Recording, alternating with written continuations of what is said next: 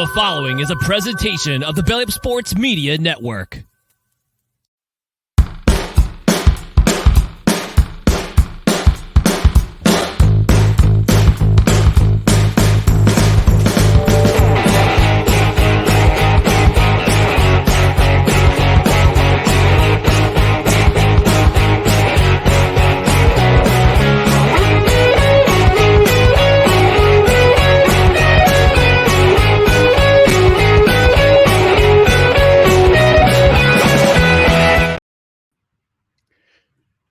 Happy Tuesday, everyone. Welcome to No Credentials Required, where you don't need a press pass to talk sports. We are presented by Belly Up Sports in association with Godzilla Media. My name is Ryan McCarthy. I'm one of your hosts, and to my right is a man who is equally cross as I am after he found out that Don Mattingly is not in the Baseball Hall of Fame. Dustin Henry. Dustin, how are you tonight? This is ridiculous. I was great. I was pretty good, until you told me I dropped this that fact. truth bomb on you. You did. You blew my mind. You blew my mind because I was telling you, Donnie Baseball is my favorite Yankee, man. He's my guy. He's my guy because I grew up watching him, and my dad loved Don Mattingly. Dad's favorite Yankee is Mickey Mantle for always and forever. Mine too.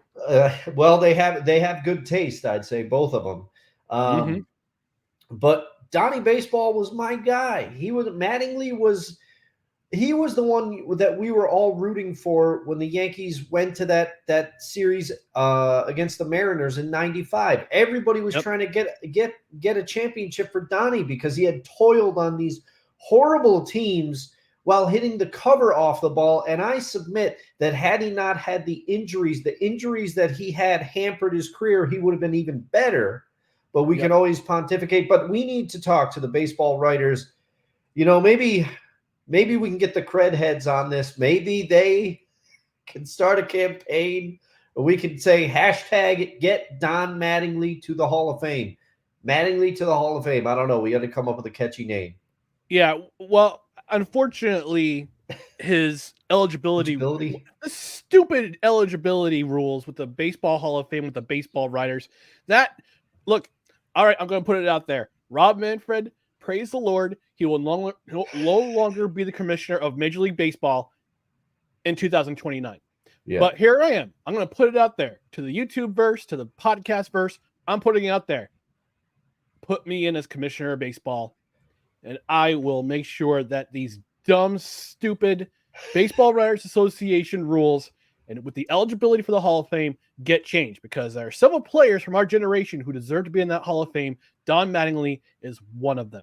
Oh, yeah. I mean, and this is no disrespect. We talked about it a few weeks ago. Todd Helton is in the Hall of Fame. If Todd Helton is in the Hall of Fame, Don Mattingly should be there. I thought he was already. I just assumed he was in. That's why my mind was so blown. I can't believe this. I can't believe this. This is an injustice. Yep. And I'm sure Wise El Jefe, who has checked in, says, hello, gentlemen. Good morning. Good evening to you, Wise. I appreciate you stopping by. I will play that PSA, but I'm pretty sure he would agree with us that Don Mattingly not being in the Baseball Hall of Fame is probably one of the biggest, I would say the biggest sports injustices that's currently going. For sure. It's terrible. And by the way, I will play that PSA. Right Always. The following is a public service announcement from Wise El Jefe. Boston. This has been a public service announcement from Wise El Jefe. By God, that's Wise El Jefe's music. It sure is. It sure is. Well, we're gonna get to the meat and potatoes of this week's of this Tuesday edition. But first, we gotta remind you on the social media side. Please follow us on our social media channels right down here below: Twitter, Instagram, and the I guess now scarcely used TikTok again. It's at NoCredsREQ. YouTube.com/NoCredsREQ. YouTube.com/@NoCredsREQ. And while you're at it, please give us a like, comment, share, and subscribe to all of our social media channels. That would help out a lot. And also tell a friend. I mean, with the sharing part, tell a friend, tell an enemy, tell a Graham. Yes, even Grahams will probably watch this show or listen to the show while they're sleeping. On the podcast side, subscribe to the podcast on a myriad of podcast platforms, including Apple Podcasts, Spotify, Spreaker, Good Pods, wherever you podcast. Rate and review. Please have a 5-star rating on the podcast side. And also, if you're on a platform where you can review this show, please do. And we might even read it on the air, because ratings and reviews get more of the word out there. We haven't had a review in a while, so we're praying, we're hoping, please leave us a review.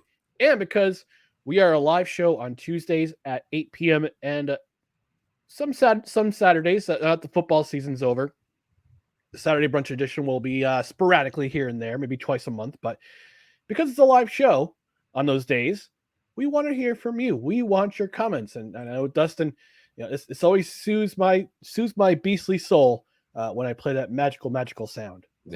It warms my icy heart.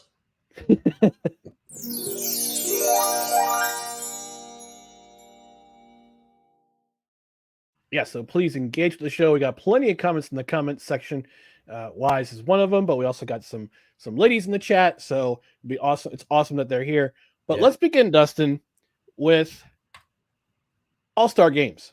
And I don't know if you pay attention to the NBA All-Star game this weekend, or NBA All-Star weekend period, between the slam dunk contest, the three-point contest, the duel between Sabrina Ionescu and Stephen Curry, and also the game itself. It was largely forgettable because I forgot the All-Star game was going on. Apparently the dunk contest was pretty forgettable in that there was no originality. Well, there was a lack of originality. And the fact that a G leaguer won the dunk contest again. Yeah, I was going to say, I don't know who. Not the first time. No, it's back to back, actually. I don't know who won the 3-point contest. I personally don't care. And Steph Curry beat Sabrina Ionescu only by 3 points in their shootout. And then came the game itself. Can you guess what the final score of that game was, Dustin? Well, I'm not gonna guess because I cheated, because you did send me a screenshot. So I recuse myself from the line of questioning, sir. All right.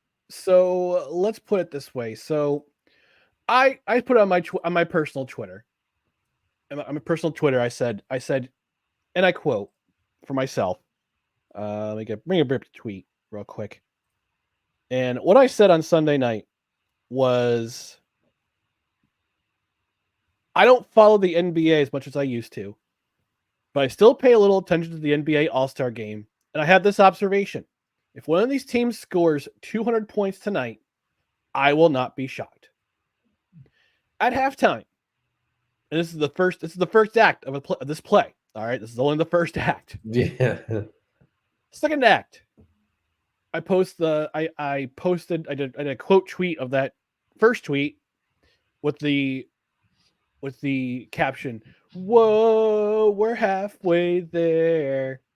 Like I said, I don't carry tune very, very well. The score at halftime was 104-89 in favor of the Eastern Conference. I went to bed, again, not caring in the world. I woke up just to check the score to see if my prediction had come true, and it came true. Final score: Eastern Conference 211, Western Conference 186. And there it is. Color me shocked. Yeah. Which I said to myself, have all these now, the original part of the All-Star game I think the NHL, if I remember correctly, in the NHL, was to raise money for an injured player who had suffered a brain. I think he suffered a brain injury. I think it was Howie Morenz who suffered a brain injury during a game. So they were paying for. So the NHL players are trying to raise money for his hospitalization. The Major League Baseball, I believe, was for the World War II effort. I don't remember the Pro Bowl except for the fact that it used to be used to be NFL All-Stars versus the Super Bowl winner, and then it changed to AFC versus NFC. Now it's just a flag. Now it's just literally a flag football game. And NBA All-Stars, I don't remember. I don't know the origin, but I used to look forward to it every year. I used to look forward to it, especially growing up in the late 80s, early 90s, and I would say into the 2000s too. Mm-hmm. I used to look forward to it every weekend. I used to wait for hopeful to watch the highlights of I didn't have cable in the early 90s. I used to wait for the highlights of the slam dunk contest, the 3-point contest to see who won. And then they had the game on NBC and NBC. Yeah, it used to be a whole weekend affair because I was playing basketball at that time. I was playing backyard basketball just on the court, just random with some friends and my brothers. That's why I really cared about basketball. But I don't really care much for this anymore. And I kind of wonder what this inflated score being the way it is. And I actually also saw a tweet from Scott Van Pelt of ESPN, who said, I'm going to paraphrase this, but I think I got it right. I think I got the quote right. If you don't care, then we don't care. And he was saying it about the NBA All-Star game. And remember, ESPN and ABC, there was broadcasters of the NBA. So I got to ask you, Dustin, and again, this is the inflated score of this basketball game. Have All-Star games, not just the NBA, but in other leagues, have they outlived their purpose? Well, if you're watching live, you saw me shake my head, so you already know my answer. But for the audio folks out there, the podcast diehards, I am among you. Yes, an emphatic yes, in my opinion. Emphatic. Because, and I'm going to start with baseball here. And baseball back in the day, even as far back as I believe the 70s, 80s, or up to the 70s and 80s, you were excited to see the All-Star game because it was going to be the first time that some of these titans from the National League played your favorite players from the American League. And a lot of people still have strong feelings about which league is superior. But now that they've gotten rid of, now that there's a DH in both leagues, that kind of has gone away because there's not the same feel. But the National League used to have a decidedly different feel because you had to account for the pitcher hitting, or you had to try to find other ways to manufacture runs. Whereas, Edgar Martinez made a Hall of Fame career out of being a designated hitter. In the AL for those on the Mariners, he was unbelievable as he was the first DH of consequence that I can remember, but I know there were others before that. Harold Baines, saw him get inducted to the Hall of Fame in 2019. That was it was a great class too. Yeah. That was a good class. But so in baseball, except for the World Series, you weren't going to see these stars play each other, and you could create these dream matchups in your head, But now with interleague play and stuff, the All-Star game is no big deal. It's been rendered irrelevant, and then they tried to make it mean something for home field advantage, in the World Series, and it ended the first year they tried that. It was Bud Selig was sitting there baffled. They didn't know what to do because it was a tie. There's just that was 2002. That was 2002, which we were just talking about. And I don't mean to interrupt you, but I remember what happened.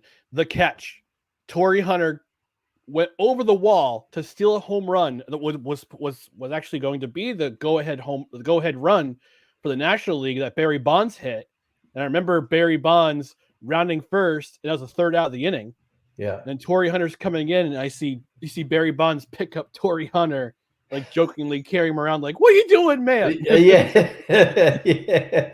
Torrey Hunter, man, he was so great. He was such a great center fielder for a while on those Twins teams, and I think later he went to the Angels. But yeah, so that started with the baseball because you used to be able to see two teams, the stars of each league play each other, but interleague play has largely rendered that moot. It doesn't have the same excitement anymore. And then you hit the nail on the head in football. They don't want to get hurt, which I understand, but it's turned into just a flag football team. And then they add more to this backyard feel by having the team captains. The last few years, it's been the Mannings. I don't care. Honestly, the NFL one is the one I care the least amount about now. And then the NHL All-Star Game, I rarely watch that. And NBA All-Star Game, I haven't watched in years. But I will say that I still do enjoy All-Star weekends, the respective ones. The Derby I watch every year, especially with some of the new format changes. I really like some of the new like the sudden death rules and things of that nature. The Derby is a good event. I like to watch it. The NBA All-Star Skills competition, I'm with you, Ryan. I never missed that. I have not. The dunk contest was always the main attraction for me. I loved the 3-point contest, but the dunk contest was always the main attraction. And forgive me, I'm going a little long here, but I got to give credit where credit is due. Oh, please do. Please do. I'm not always the biggest.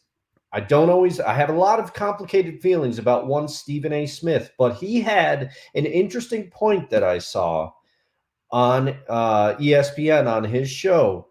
He blames the deterioration of the slam dunk contest directly on LeBron James.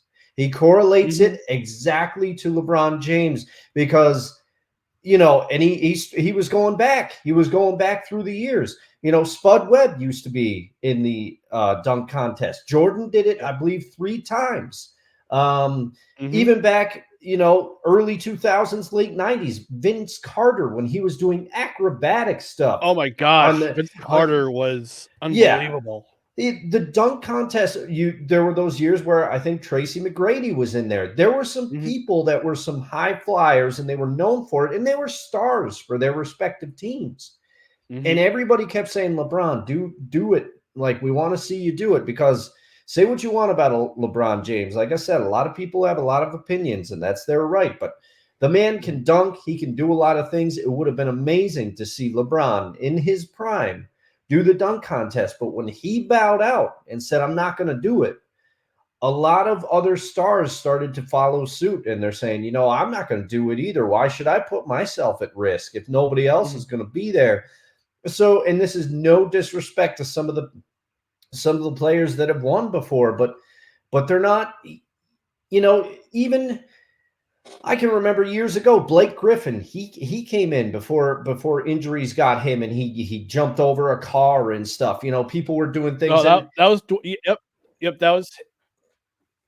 Yeah, he jumped. Blake did a version of that, and then there was also Nate Robinson used to go into the dunk contest, and I mean, hats off to Nate for always giving it a shot and doing some cool things. But now it's just there's not that much star power at the dunk contest anymore.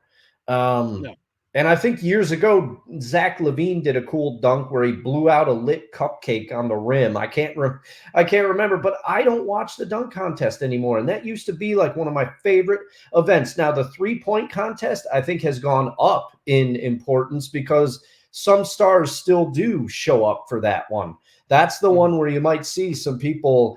And I was impressed with Sabrina Ionescu, her showing. She shot from the NBA 3-point line too. She's like, hey, I want to prove. And apparently this is something her and Steph talked about. They wanted to bring – Steph's a big WNBA guy. He has daughters. He feels it's important. He wanted to bring some importance to it, some new eyes upon it. And Sabrina did very well for herself. So we'll see what happens.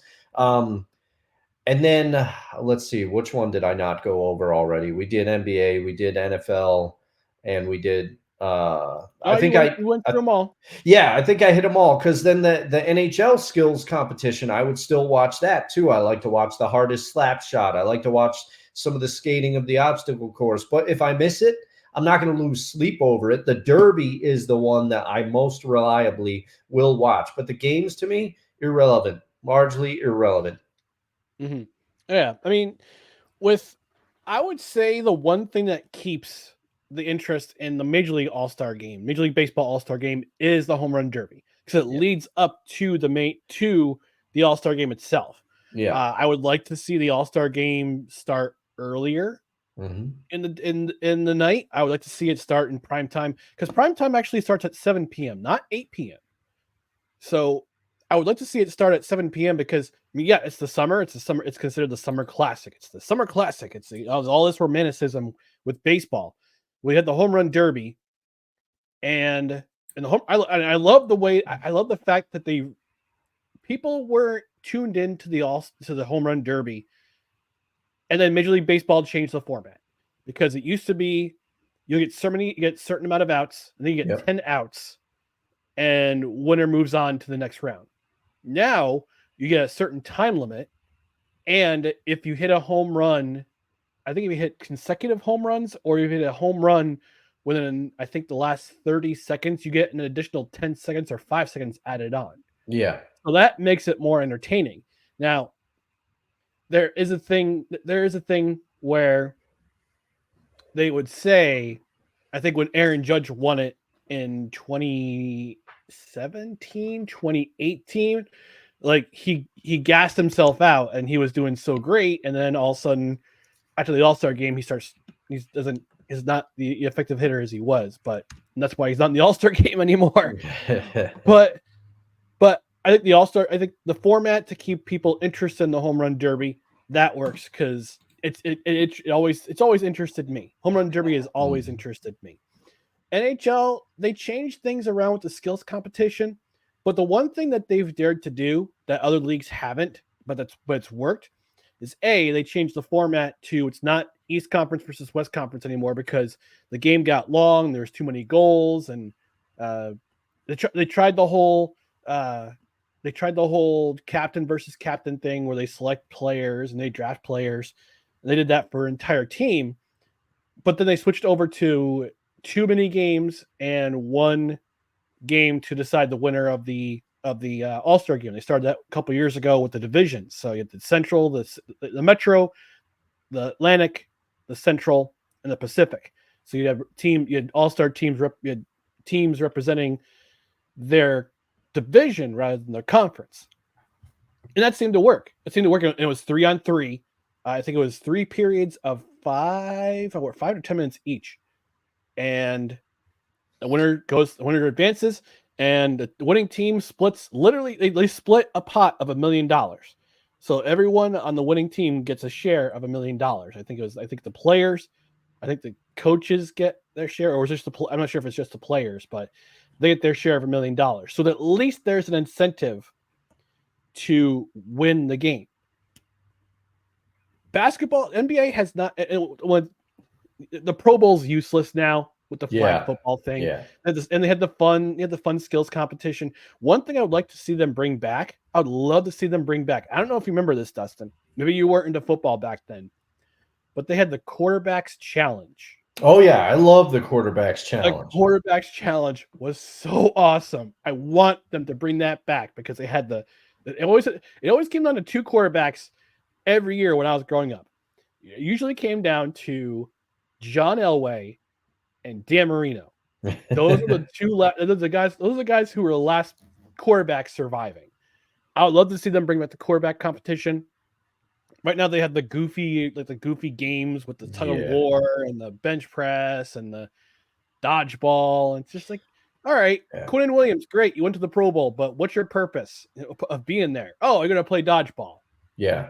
You're not in the game, you're not affecting the game. Yeah. I remember Andre Reed had a tweet before the Pro Bowl saying, "Yeah, I was in the Pro Bowl. That's when it mattered.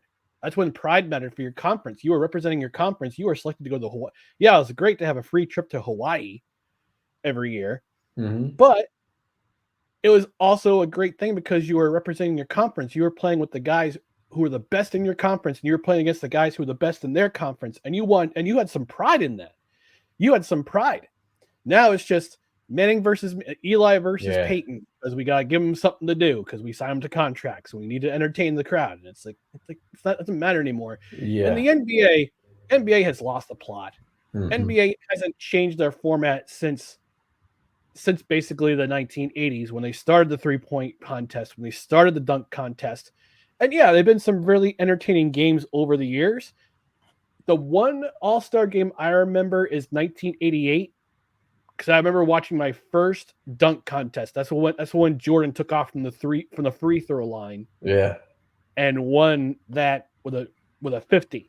Won a dunk contest with a 50. It was him head to head against Dominique Wilkins. They were both the dominant dunkers at the time. Oh yeah. And I would say that yes, there were some blame lies at the feet of LeBron James for not participating in the dunk contest. I think even Kobe Bryant participated in the dunk contest. Yes, I think he participated like one time, because he was the other one that everybody was always, but he did do it, if memory serves. Yeah, because you don't have stars in the dunk contest anymore. You got bench guys, you got guys who, they can do one thing, they can jump really high, and that's pretty much it. And that's pretty much their utility in basketball. You got G Leaguer, who's won the last 2 dunk contests. So, and you've got the props. I think also when the props came about with Dwight Howard in the Superman costume, and Blake Griffin jumping over a car, and Nate Robinson jumping over Dwight Howard, and I think that whole thing started with Cedric Sabalas dunking blindfolded in 1994. I want to say. Yeah, that would probably be. I would say that was probably right. I don't know. I can't remember because I wasn't watching regularly back then. Yeah, I mean, I would love to see a dunk contest where it's just about the dunks, not about props, not about guys from the G League who got called up by their team just to participate in the dunk contest. I want to see some more creativity without the props. I would love to see a windmill, like a between the legs windmill dunk. On the 3-point contest, there's got to be some change. I think Steph Curry and Sabrina Ionescu kind of set a precedent with their duel, because I would have to think that it'll be NBA versus WNBA, especially next season. Oh yeah, when Caitlin Clark. Yeah. Comes to play in the WNBA. Yeah, but don't worry. Jay Williams says she's not great. No, Jay Williams. No, it was Jay Williams who said she's not great until I think he said he's. I can't remember the exact quote, but he did say she's not great. I think he said she's not great until she wins a natty. Yep. That's what he said. She's not great until she wins. And you know what? It's going to dovetail, little teaser, but it's going to dovetail. We're going to talk about that. Something similar later in the show. There's plenty of greatness to be had, even if you don't win a title, Jay Williams. We disagree with you, but yeah, I mean, it just is. It's the NBA, like you're saying, they do have to make some changes, But to me, the common denominator in all the leagues, because I did watch the NHL skills competition this year, and I'm not sure if this is new, Ryan, because you're much more of an expert on all things NHL than I am. But I liked how they had, they basically had like a line, and if you didn't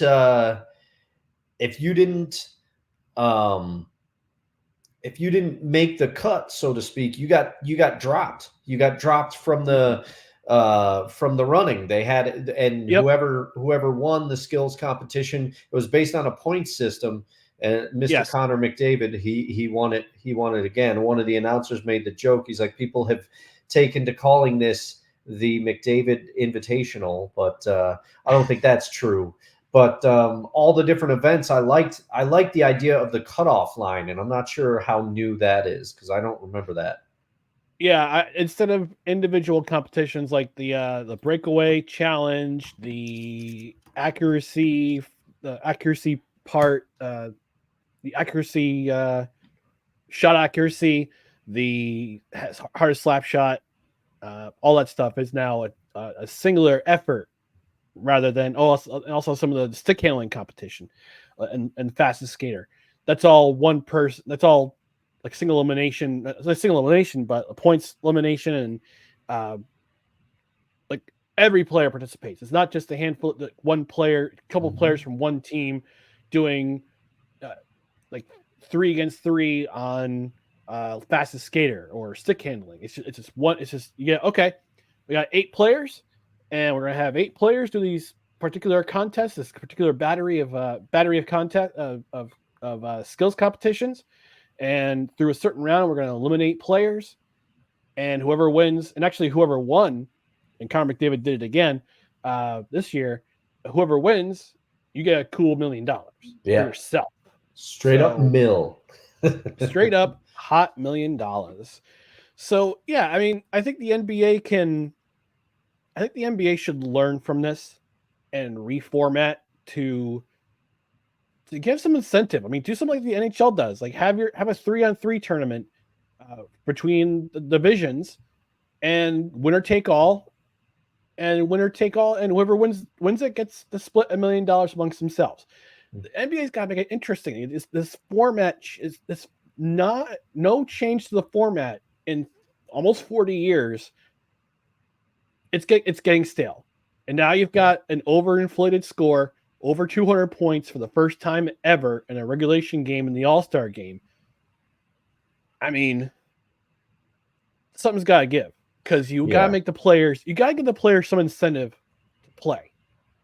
Whether it be pride for your conference or pride for your division or a cool mill, splitting a cool $1 million. The players got to have some sort of incentive to be there. And like Scott Van Pelt said in his tweet, if you don't care, then we don't care.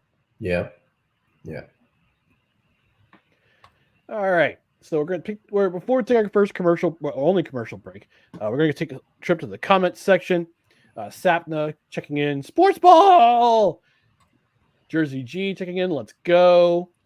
Wise El Jefe saying hello, gentlemen.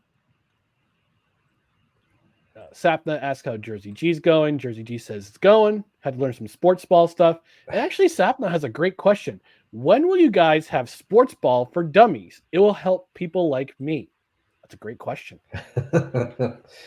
You know what? I think Ryan might have to get on that. I can contribute in some key spots, but if you listen to me, you'd be confusing Sam Weish with Frank Wycheck. It'd be just a cavalcade of errors. That's okay. That's one of the endearing things about this show is the cavalcade of errors. Yeah. Jersey G says, I guess it's baseball time? I thought it was basketball and NASCAR time. Well, spring training started, pitchers and catchers for baseball started last Wednesday, the 14th. The rest of the players showed up this week. So spring training starts this week. Meaningful baseball doesn't really start until the end of next month. Yeah. So, and we're going to cover more baseball. Hopefully if the Yankees keep our interest, we'll cover baseball this year. Maybe we'll go back to the Battle of the Bryans. Maybe we'll have a different battle this year for the Invader Coffee Cup. Oh yeah, I'll figure something out. It'll have to be because it's like clockwork. Every baseball season, some player gets off to a ridiculously hot start, and you're always like, okay, is this just a spring phenom, or can they keep this going? So I'll get on that. I'll see what's cooking the first couple of weeks of the season. We'll come up with something. Maybe we can do like rookies from last year, and we'll determine a point system, like some sort of system where we do the same thing like last year with the Battle of the Bryans, but we select 2 rookies from last year, and we watch their progress throughout the season, and we'll figure out who's the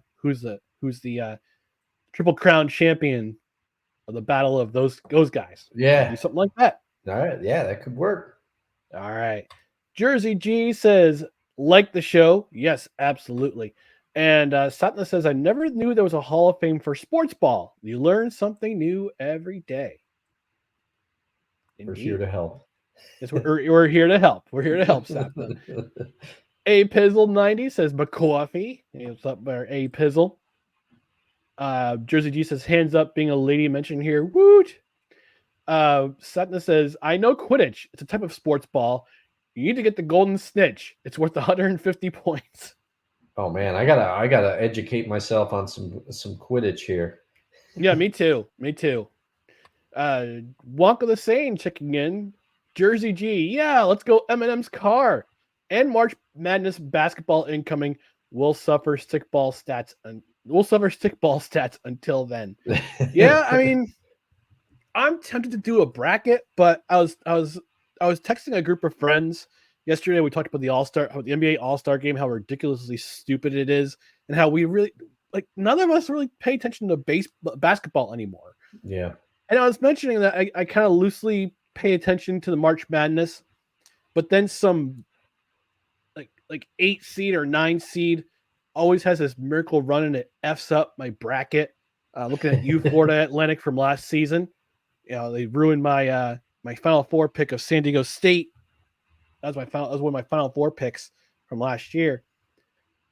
And that's pretty much going to do it for comments. So we'll take a quick commercial break. When we come back, I'll talk about the stadium. We'll talk about the Stadium Series in the NHL, and we'll do a long-awaited version of the list. So stay tuned to No Credentials Required. This episode of No Credentials Required is brought to you by Invader Coffee. For the coffee lover who wants good, quality coffee with no bullshit and no filler, Invader Coffee is an ultra-premium, veteran-owned coffee company proudly delivering only the best coffee your hard-earned money can buy. They aim to only serve the highest quality, organic, air-roasted coffee beans sourced from free trade farms all over the world. They keep things simple. The best coffee at an affordable price in order to provide you with the value you deserve for your morning boost. 100% fair trade, 100% organic coffee beans, 100% air-roasted, 100% money-back guarantee. Visit invadercoffee.com, enter promo code BELLYUP at checkout, and receive 15% off your order. That's right, folks. Once again, affiliate sponsor for No Credentials Required, Invader Coffee. I got a new order shipment in today, Dustin. I got myself the Don't Cali My Texas blend. Can't wait to try it. I think I've had it before, but it looks like a solid blend. It's a nice medium blend that I found. I had the I still have my bad sin. I'm going through that. Yeah. Going through that, and bought one more pound before they discontinued it for the rest of the season. But go to the link in the description. That's our affiliate link. And not only do you help the show, excuse me, but you also help a veteran-owned coffee company down in Austin, Texas. They make outstanding coffee. It's great value. They air roast it, so there's none of that bitterness it's usually associated with coffee. That makes you put more sugar and put more creamer than you ought to, because it just adds extra calories. But I drink mine black. I know, Dustin, you drink your bitter coffee black. So yes. Yeah, I mean, I can't wait to try the Don't Cali My Texas blend. Actually, no, it wasn't. Actually, I know what I recently had. I had the Breaking Case of Emergency blend. That's what I had too. Oh, see, I've had the Don't Cali My Texas blend. It's a very good blend, and I've got there's cabinets in my kitchen. One of them is chock full of Invader coffee because I am still working on the Cookie Crumble, one of my favorite holiday blends. I also have Bad Santa, and I also have the War Horse Bacon Bourbon blend. That's more of a once in a while treat for me. And I did get a bag myself of the Break in Case of Emergency blend because I have not had that one yet, but I will attest the Don't Cali My Texas blend is a good blend. I also love to get some K-Cups. If you're a K-Cup person. They're back in stock.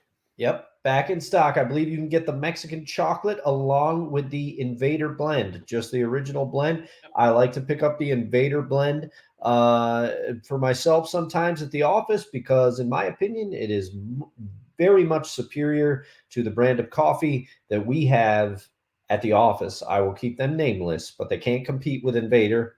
And also, if you use our affiliate link and the promo code, you get a nice little discount. So give a great product a try. Use the discount. You won't be disappointed. That's right, folks. If you love their country, if you love supporting veteran-owned businesses, Invader Coffee is the way to go. Please visit the link in the description and get your Invader Coffee today. And use promo code BELLYUP for 15% off your order. All right, NHL Stadium Series. I got a chance to watch the Devils-Flyers game on Saturday night, and I was praying to God that Jack Hughes did not blow out his Achilles tendon on the field of MetLife Stadium. From what I understand, the atmosphere was electric. I would say probably about 60-40 in favor of Devils fans, because MetLife's a big stadium. MetLife Stadium's a big stadium, and I think they had about 70,000. Wow. In that stadium. Yeah. I mean, they cut off one. They had some parts of it were under construction for the World Cup. The World Cup final, men's World Cup final, is going to be played at MetLife Stadium in 2026. So they're doing some construction. They also had one of the end zones cartoned off for the Jonas Brothers concert that was happening before and during one of the intermissions. But I was pleased. I was pleased with the result and the fact that New Jersey was being represented fairly, except for one thing. And on the onset of the program, before they set to the face-up, before they had the teams come out, before they faced off, before anything that happened, 8 o'clock, ESPN ABC rolls footage, and they have Tommy DeVito, Tommy Cutlets come out and talk about New Jersey because he's from New Jersey. He played at Bosco Prep, one of the best prep football programs in the state. I would arguably say the Northeast or the nation. He was talking about New Jersey and how New Jersey's awesome. Talk about Taylor ham sandwiches. Love me some Taylor ham, or some people call it Taylor pork roll. They're wrong. It's Taylor ham. But all of a sudden, you hear him and you see him talk about the Mark Messier guarantee, Game 6 of 1994 Eastern Conference Final. And you see Mark Messier say, "Sorry, Jersey." I thought that was a slap in the face to New Jersey Devils fans, because this night was not about New York. This night was not about the guarantee. They could have showcased the 3 Stanley Cup titles the Devils won, the fact that they've been to more Stanley Cups since 1994, more Stanley Cup finals since 1994 than the New York Rangers have. So suck on that, Rangers fans. No, they showcased the guarantee in the 1994 Eastern Conference Finals, Eastern Conference Final, with Game 6, Mark Messier's guarantee. And it's like, guys, read the room. Like, save that for the next day when the Rangers are playing the Islanders. Don't save it for the first night when the Devils are hosting, and it's in their state. They're hosting in a division rival, Philadelphia Flyers. Save that for the next day. There should have been more about the New Jersey Devils for this particular program, for this particular production. But ESPN, because Mark Messier is an analyst, has to totally bone New Jersey Devils fans and say, "Oh, New Jersey's all about the Mark Messier guarantee." It isn't. I'm sorry. Sorry, Rangers fan, but it is what it is. New Jersey Devils have had a better history since they beat the Devils in in 7 games in that Eastern Conference Final to go on to the Stanley Cup. 5 Stanley Cup final appearances, 3 wins compared to 1 Stanley Cup appearance since 1994 for the Rangers. They haven't won one since. So it's like, ESPN, read the room, you jerks. Come on. I will say now, I didn't see that, but as a Devils fan, do you think, because I will color myself, color myself among one of these people, and your esteem of me may go down. I may no longer be the co-host of this show after I say this statement. But do you think that some of people's, I don't know how to say it, but resentment of the Devils or not acknowledging their success is because of the system that they used, the trap system that they used during those Stanley Cup runs or their successful era? Because I know a lot of people had a lot of hate for the trap system. And do you think there's like some resentment being like, oh, that's not the right way to win, quote unquote, or that's a cheap, is some of that to blame, or is it just that the Rangers are assumed to be much more popular than the Devils? I mean, what do you think it is? Ladies and gentlemen, this is Dustin Henry's last appearance on I'm just kidding. I'm just kidding. I think part of it is the hatred towards the New Jersey Devils because for those 3 Stanley Cups, and yes, this is an era where you had to use particular tactics to slow down the much more superior offensively talented players. Look, Jaromir Jagr had his number retired by the Pittsburgh Penguins on Sunday, and John Buccigross, love that dude. Oh yeah, from he's ESPN, the man. From the 4-letter network. He put out, he had some compilation. Somebody, either he or somebody on his team, put together a compilation of what Jaromir Jagr was doing during that era, where guys are clutching at him, they're hooking him, they're slashing him, trying to slow him down. But Jaromir Jagr was in his prime in that era. Amidst all that stuff, all those tactics, he was still scoring 100 points a season. Oh yeah, he was still scoring 50 goals a year. He was one of the most offensively talented players of European descent that you've ever seen.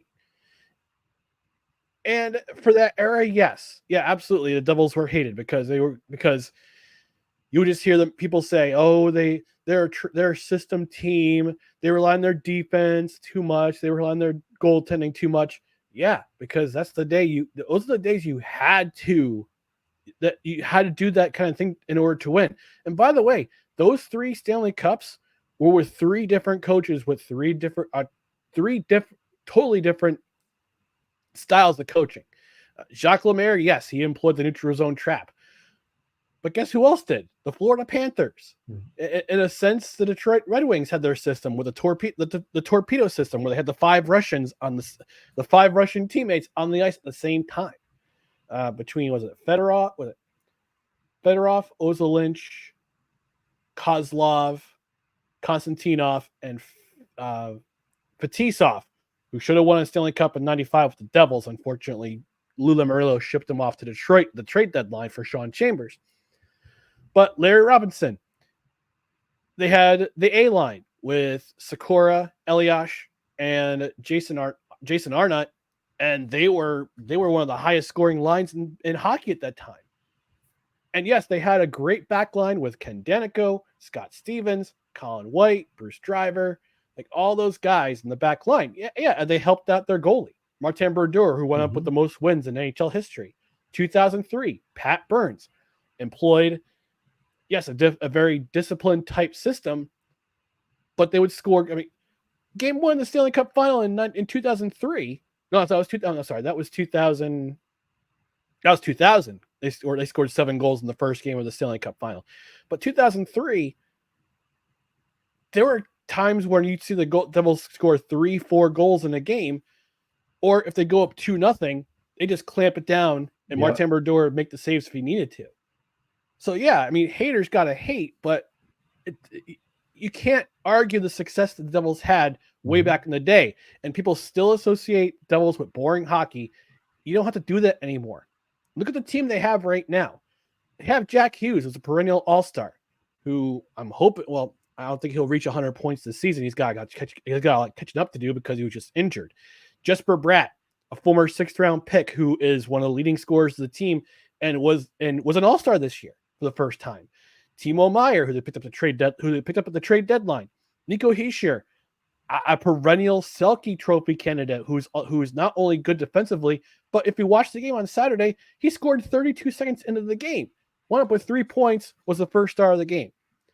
So you can't associate this team with boring hockey. I don't think you can associate any team in the NHL with boring hockey anymore because they've made the rules such to make the game more offensive, more goals per game. The goal totals have gone up since 2006, since the 2005-2006 season when they implemented these rules.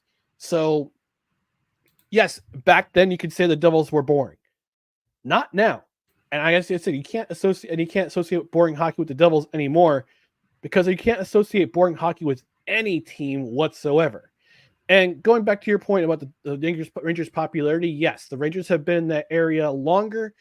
They've had a fan base longer. You could also argue the Islanders have also had a longer tenure because they've been around longer than the Devils. Yeah. There's no denying that the New Jersey Devils fan base is growing. I grew up watching the Devils. I grew up watching the Devils because I'm originally from New Jersey. That's where I was born. And when I moved up here in 85, I didn't really start watching hockey until the 88 season. When they went on that run, they beat the Islanders and they beat Washington, the Patrick Division final. And they took the big bad Boston Bruins to 7 games in the Eastern Conference final. So that got me into hockey. That got me into watching hockey. I've been a Devils fan ever since. So, I mean, to a point, yes, you can argue about the Rangers' popularity. That's why they put Mark Messier in that lead up to the net bumper led up to the game. Yeah. But the Devils are a popular team in New Jersey. Their fan base is growing. You shouldn't have done that, ESPN. I mean, I agree with you. I agree with you for the most part. I was just curious as to if you thought that at any of the reasons what could be behind it. But I think you've explained it very well, sir. You've explained it very well. I apologize if I went on a little bit of a long-winded reasoning, but I mean, this is our show. We can do whatever. Yeah, exactly. I mean, that's the way I feel. It's my team. You shouldn't have done that to my team. Yep. And I don't expect an apology from the Mickey Mouse Network. Yes, you're gonna get one. You're gonna get one personally from Mark Messier himself. Yeah. Whatever. Don't care. I said what I said. Deal with it. All right. We have not done this in a while, Dustin, but it's time to break out the list. You just made the list! Oh my gosh. That's still one of my favorite bumpers you've done. I started laughing before you even played it. You did. You were holding it back. I was giddy with anticipation. So this highly anticipated version of the list, we're gonna talk about now. Yes, NFL season has ended. Super Bowl was last week. The PSYOP is complete. I don't have a gun to my head. There's no red dot here. We're gonna talk about the top NFL quarterbacks who never won a Super Bowl. Now, we're not talking about players who were pre-Super Bowl era. We're talking about players who played in the Super Bowl era. So from about 1967 onward, we're talking about those quarterbacks. We're talking about the quarterbacks who never won a Super Bowl. There are plenty from the era we grew up in, Dustin. So we kind of went through it a couple weeks ago before we decided to talk about the playoffs and the championship games and the Super Bowl and what we're looking forward to for the Super Bowl. But let's go over some quarterbacks in our mind that we can remember that never won a Super Bowl. I'll start with you. Well, for me, the first pick that rockets to mind, and there's more than you think. Once we started going back and forth, I was like, man, there's a lot of talent. But the first name that comes to mind for me is Dan Marino. Dan Marino, I know you are up close and personal with his greatness, having to deal with him as a Jets fan for many years. But Dan Marino he's close to the top of that list for me. He had all the talent all the talent to you would think that he was gonna win a Super Bowl, and it was either in a 30 for 30, the Elway to Marino 30 for 30 that I watched, Yep. or his episode of Football Life, or something else that I watched, where he said, when you're young, you think, oh, we're definitely going to be back. We have the talent. We're going to be back. We've got good receivers. We've got a good defense. We've got some talent. I will be back. He never made it back. They never made it back in spite of all his talent. And there are people out there, and I don't think they're too out of their depth. Some people regard him as one of the best raw quarterbacks to come out, and some of his records have since been broken. But I think Dan Marino would have destroyed the modern NFL with some of the rule changes that benefit the passing game and some of the legislation, quote unquote, of defense out of the game. Dan Marino would have been ridiculous in this era. So he's at the top of the list for me as far as a quarterback with that is one of the greatest to have never won a Super Bowl ring. Yeah, Dan Marino. There's a couple of quarterbacks on this list that I had to endure, who through my football watching years during the 80s and the 90s that tortured me as a Jets fan. But it was kind of I wouldn't say it. I'll say it's in a very twisted way. It did give me pleasure not seeing them win Super Bowls. My mom will attest this. And hi, Mom, love you. Oh, and Dad too. She loved whenever the Dolphins played anyone, and he was harassed, and he would throw interceptions or he'd throw incompletions or his receiver didn't run the right route or anything. He would pout. He would literally pout. My mom took twisted pleasure in seeing him pout. Yes. Especially if the Jets or the Bills or the Giants played him. So yeah, the thing that tortures me to this day is the fact that the Jets didn't take Marino 3 spots ahead in that 1983 draft. They took Ken O'Brien instead, and Ken O'Brien had a decent career. I think he's the leader in passing efficiency for the Jets all time. I believe he's also the passing touchdowns leader and yardage leader. Although Joe Namath could be the leader, the passing yards leader for that team, and he did it in less games per year.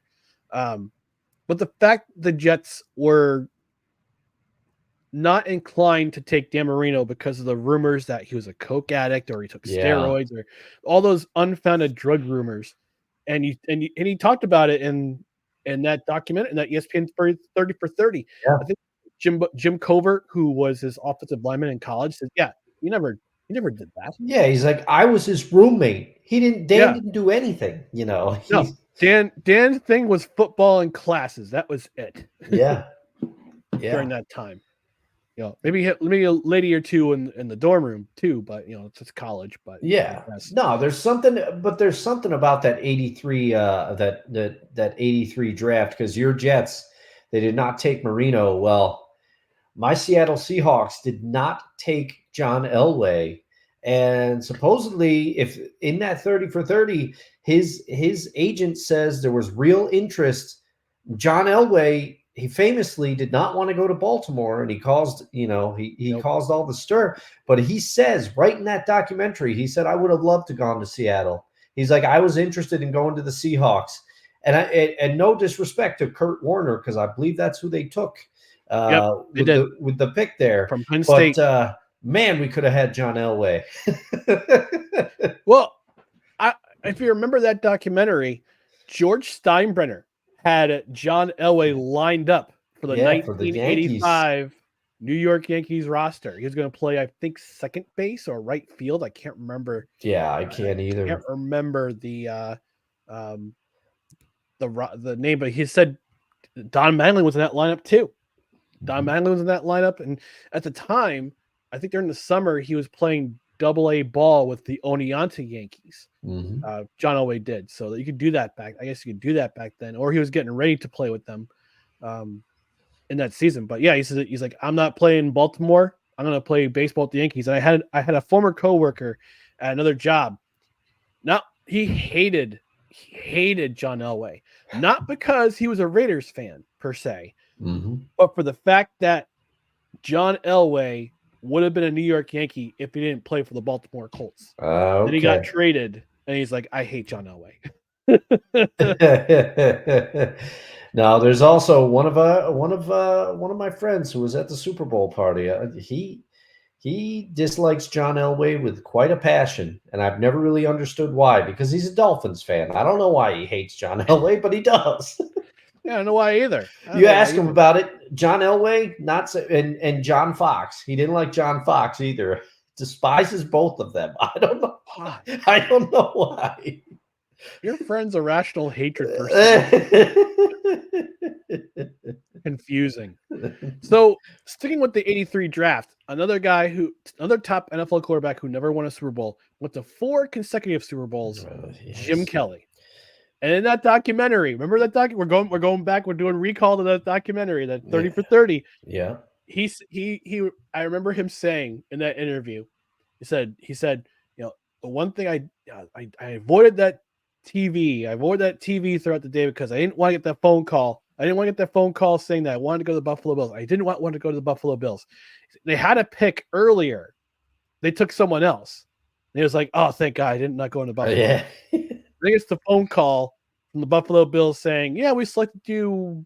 I can't remember the exact order. I think they selected him 13th or 14th overall. Yeah, something like that. He was like, why do I have to go to Buffalo? So he went up going to the USFL instead. Yeah. Houston Gamblers owned his rights.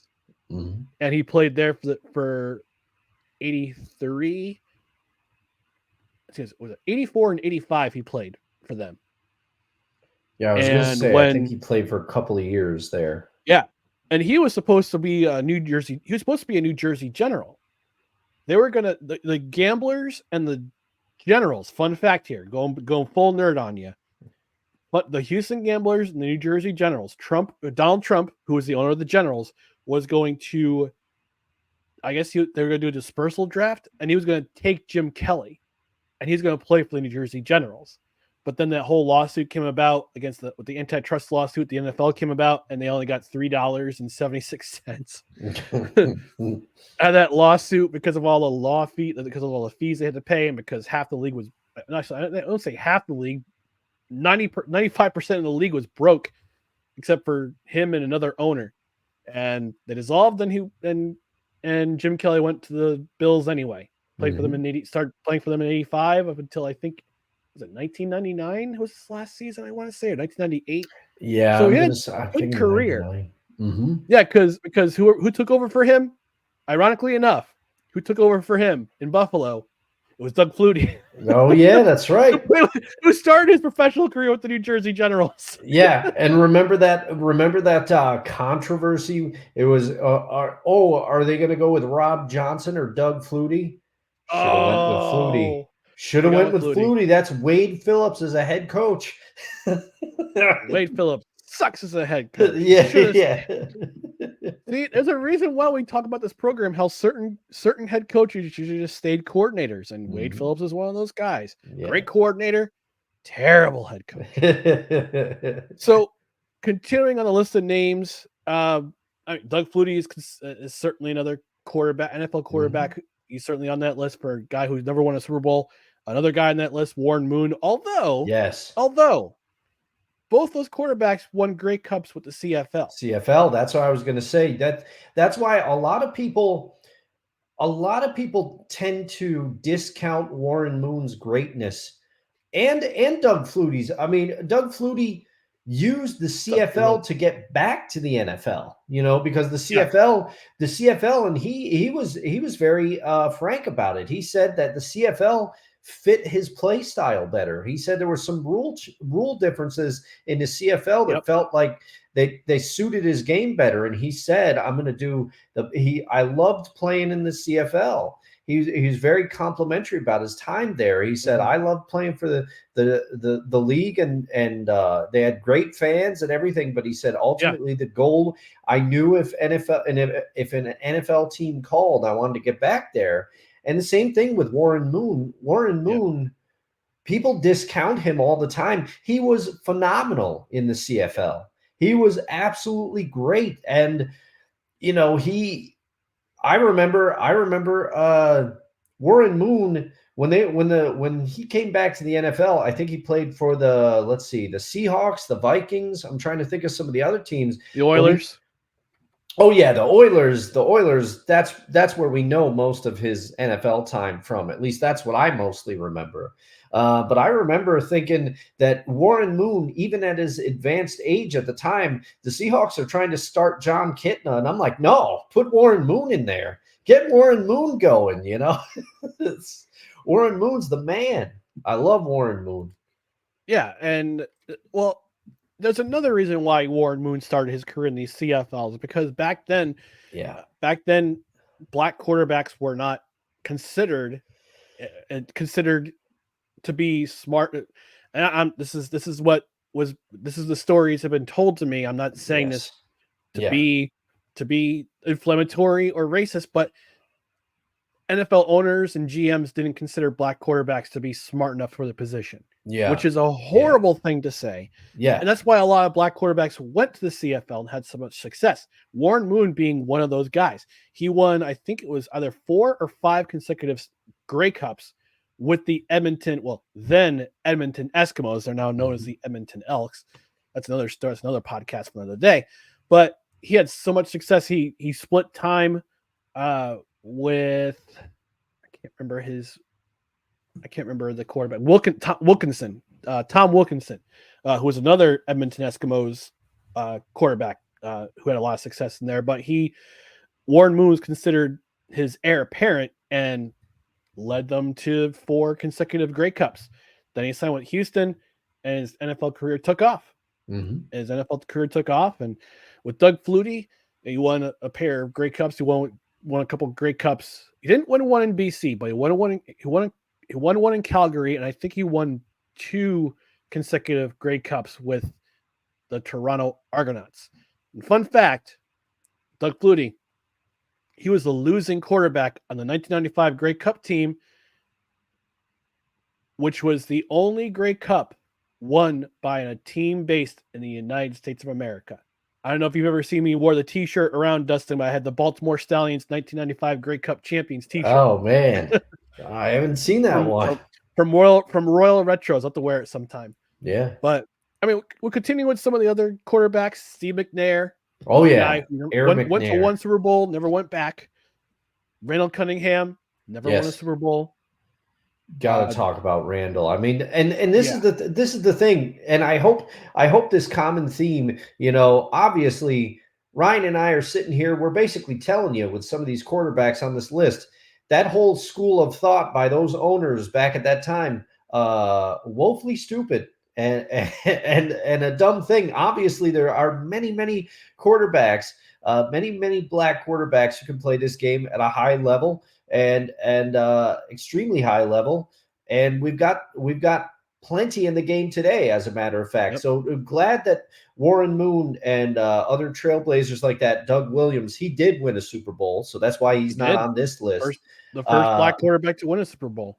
Yes, but the trailblazers like that. Well, as a starter, there was a black quarterback. I believe it was Jackie Harris, who was a backup quarterback for Terry Bradshaw for 3 of the Steelers teams. Oh man. There's one other quarterback we're leaving off this list, Michael Vick. Yeah, Michael Vick is a perfect example. That was one, and this is kind of on me because you're the one that said Michael Vick. And I did. I didn't even it didn't even occur to me. And it's almost because Michael Vick, if you were around when he was playing for Virginia Tech, and then when he was young with the Atlanta Falcons, I kind of put Michael Vick in another stratosphere. It just you it's not that you forget that he's a quarterback, but he could do so many things that not a lot of quarterbacks could do. He had it all. He had it all. He was like Lamar Jackson before Lamar Jackson. And I would say, don't hate me, people in the comments, but I would say Michael Vick had a superior arm than Lamar Jackson. I would agree. I agree. Michael Vick could throw a beautiful deep ball. I can remember Michael Vick. He was the guy. There was this old video that came out back in the day when the internet was like more prominent than it had been when it first came out in the early 90s, but it wasn't prominent the way it was today in video editing where you're questioning everything. But there's a video showing Michael Vick throwing a ball out of a stadium, and you're like, the Powerade commercial, I think. Yeah, you're like, wait, I think that's edited, but like, is this real? He's such an otherworldly talent that you're like, I'm pretty sure that's edited, but did he actually do that? I got it. There we go. All right, I got it. Well, it's Powerade. Sorry, not Powerball. Powerade. Oh, Powerade. Yeah. I didn't realize you said Powerball. Yolanda Vega, big fan of the show. Credhead. Big fan of the show. Look at you, Yolanda. Hope you're tuned in. Leave a review or a like if you can. All right, let me bring up that commercial. Just share screen. Michael Vick Powerade. Boom. Do you want a handheld? No, I'm not going to. See that? That's Michael Vick right there, number 7. Oh, baby! Man, he blew a hole in that dude's chest. I told you, man. Look at that.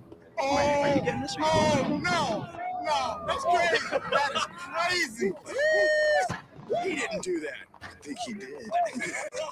See, that's the thing. I mean, obviously the guy's getting hit with the stomach, but you look at that throw and you're like, did he do that? Yeah. It's just crazy for that time. It was crazy special effects, but yeah. I mean, Michael Vick, man, if he didn't have that dog, that pit bull fighting ring, that dude could have been one of the greats. Oh yeah, and I mean, honestly, we saw a glimpse of it when he came back, and the Eagles took a chance on him, and he had some of his best seasons when he was under the tutelage of Andy Reid. So he was an absolute phenom. And I know I didn't see this man play, but there's a lot of fans that are going to come after me if I don't mention him, so I'm going to. Dan Fouts is another quarterback who a lot of people mention as one of the greatest quarterbacks to never win a championship. So got it for the San Diego Charger fans out there. He's throwing passes to Kellen Williams Sr. I got to make sure I say senior on that one. But a lot of people have a lot of great things to say about Dan Fouts. Like I said, I can't attest to it personally because I didn't see him play, but he is a name that constantly comes up. Yeah. It's some of these quarterbacks with the greatness they had. I mean, some of them are in the Hall of Fame. Jim Kelly's in the Hall of Fame. Dan Marino, Hall of Fame. I believe Dan Fouts is in the Hall of Fame too. Randall Cunningham certainly if he's not there, deserves to be in the Hall he of Fame. deserves to be. Yeah. Yeah, I mean, Randall Cunningham set the tone, was the catalyst for the quarterbacks like Michael Vick and Jalen Hurts, and some of the guys like today, Jalen Hurts, Justin Fields, who arguably, his career's been a little bit star-crossed, but look at the talent he didn't have around him as his first 3 seasons with the Bears. Yeah, and he had to run around the field and run around the field and make all his mistakes, and now he's essentially, I would say, trade bait at this point, but hopefully he rebounds and he ends up with a great career. Patrick Mahomes, one of those guys. I mean, he's biracial, but guess what? He's still back-to-back champ, 3 Super Bowls. Yeah. Greatness right. There's some greatness right there. All right. So we're going to close things up with one last trip to the comment section. Jersey G coming at me saying, it's pork roll. I'm not wrong. That's the product name. Taylor Ham is the brand name. You know I'm technically correct. I hope that I she is just do this shaking her fist like you are right now. I'm pretty sure she did before she wrote that comment. It's pork roll. Look, I just like to get her jimmies up because I like to say that. It's Taylor Ham. It's pork roll. I'm much more of a rum ham fan myself. Rum ham. I'm sorry, rum ham. One of the best episodes of Always Sunny. Oh yeah.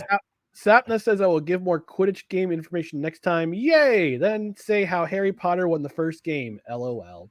Yes. 3 points for Gryffindor. Yes. Jersey G. Devils! That's right. Go Devils. She also says, wait, Dan is like the GOAT.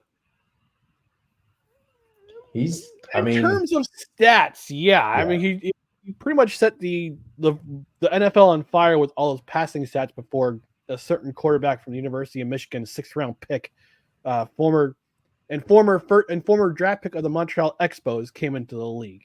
Yeah. Well, also Drew Brees too. Drew Brees. Yeah.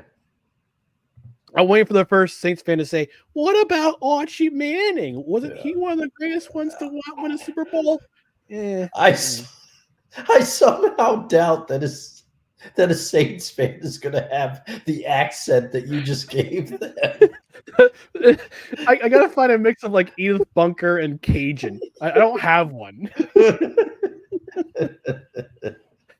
Wonka the Stain said, "I would love to put a Seahawk quarterback on this list. Yeah, just can't do it. Can't even include any current hometown Bengals. Sorry, Boomer. Yeah, Boomer Esiason was a flash in the pan for like a season or two before he went to the Jets, and he had a good season in '93 or '94. But I mean, I can't think of any other. I mean, in '88 when he went to the Super Bowl with the Bengals, but other than that, I can't really think of anything. And by the way, Boomer Esiason, you're a total turd for saying the CFL is a beer league. All right, total turd. It's not a beer league. It's not a glorified beer league. It's a legit league. You're just a moron who thinks the NFL is insane.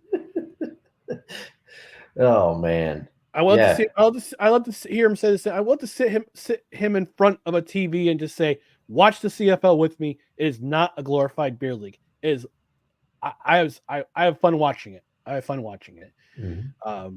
And by the way, I might have a project coming down the road with a certain snowman covering the CFL for next season. So yeah, stay tuned for that announcement.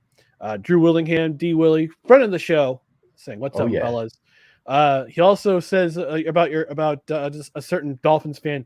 Maybe he despises people to the name John. I don't know. I don't know. I'll have to John ask Fox. him. I'll have to ask him. He was at the Super Bowl party. I should have asked him. Wonka the Stain chiming in. Moon Fantasy Stats: 350 yards per game and 0 TDs. Discounted. LOL. Love the Seattle-based radio show. Yeah.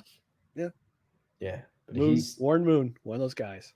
Yeah, no, I still, I mean, he's a good quarterback for sure. To me, a great one, but there was something he did with one of his grandsons. He's making cookies on a football life, his football life, and I get it. Marshawn Lynch was in Seattle at the time. He's making chocolate chip cookies and putting Skittles in them, and I was like, we can't be doing this, Warren. We can't be doing this. No, I'm sorry. Fruit flavored candies and chocolate chips do not go together. They do not. But I think his grandson picked. It was meant to be a heartwarming moment. But all I could focus on was I would not eat those cookies. No, I would get instant diabetes. And last comment of the night goes to Jersey D, who says she was shaking her fist when I said Taylor Ham and not Taylor Portman.